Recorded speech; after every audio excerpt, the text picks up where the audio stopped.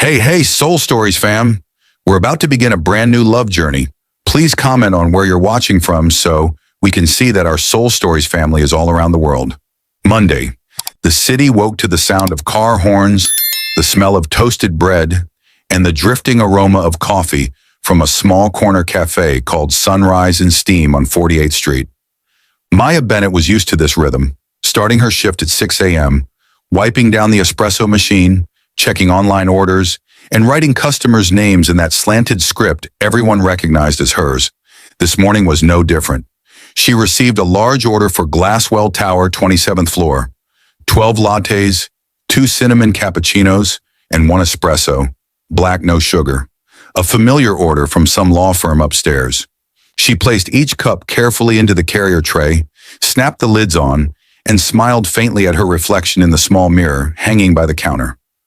Warm brown eyes, tired skin, but still the quiet gentleness of someone who had found peace in the simplest things. Maya never imagined that an ordinary morning could become a turning point. But fate, as she often joked with her regulars, sometimes only needed 1 cup of coffee delivered to the wrong floor. The elevator at Glasswell Tower was packed. Black suits, polished leather bags, hurried faces. Maya held the tray close to her chest, inching forward. The number 27 lit up, but when the doors opened, a crowd rushed out, bumping into her tray. She managed to steady them all, except one, which tilted just enough for foam to spill over the lid. "Watch it," someone muttered. She gave an awkward smile and stepped out, without noticing the small glowing number by the door. 28. The office door opened quietly. The space was calm, almost too calm. This wasn't the 27th floor. No phones ringing, no frantic keyboard clatter. Here the air smelled faintly of wood and coffee. Sunlight poured through tall glass walls, and blueprints were spread across wide oak tables. Maya hesitated, glancing around. Then a voice came from deeper inside, low, steady, and so achingly familiar that her heart stopped. "Just leave it there. I'll sign for it later." She turned.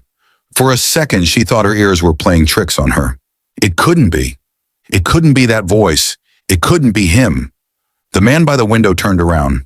Morning light streamed through the glass, outlining a face she thought she'd buried with the past. Sharp lines, calm composure, and gray eyes the color of storm clouds she had once dreamed about every night. Lucas Cole. The world blurred for a few seconds.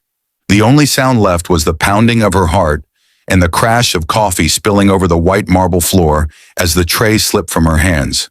The milk foam spread in soft circles, releasing a sweet, bitter scent that tangled with memory itself.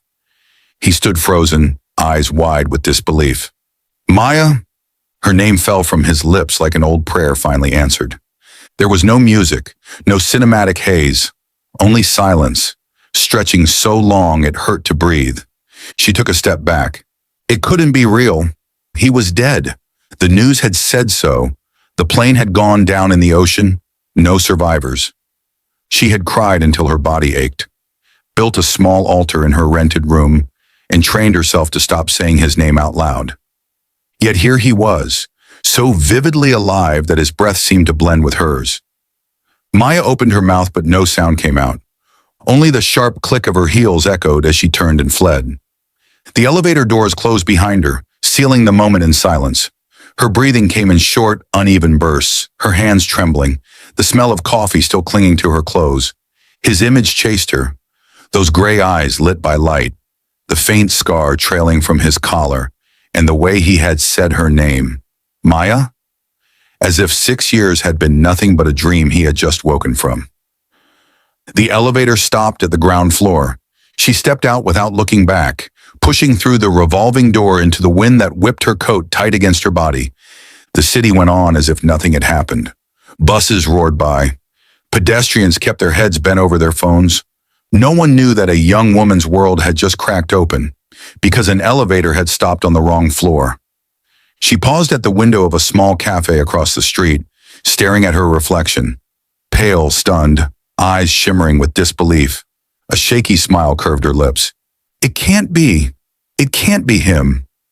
But her hands were trembling because her heart already knew what her mind refused to believe. That voice, that gaze, It could belong to no one else.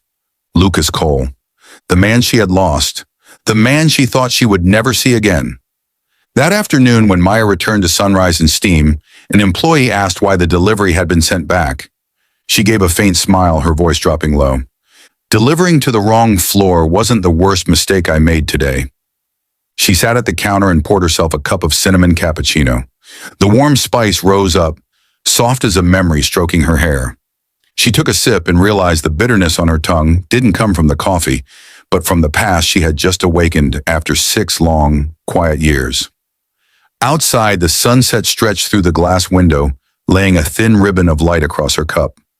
Some mornings, she thought, would never be ordinary again, because sometimes one wrong floor was all it took for the past to find its way back. It all began with a lukewarm cappuccino. That winter afternoon, the first snowflakes of December dusted the awning of Bean and Light, the small cafe where Maya worked part-time to pay for college. She was wiping the counter when a young architecture student pushed through the door. His gray coat dusted with chalk, hair tousled,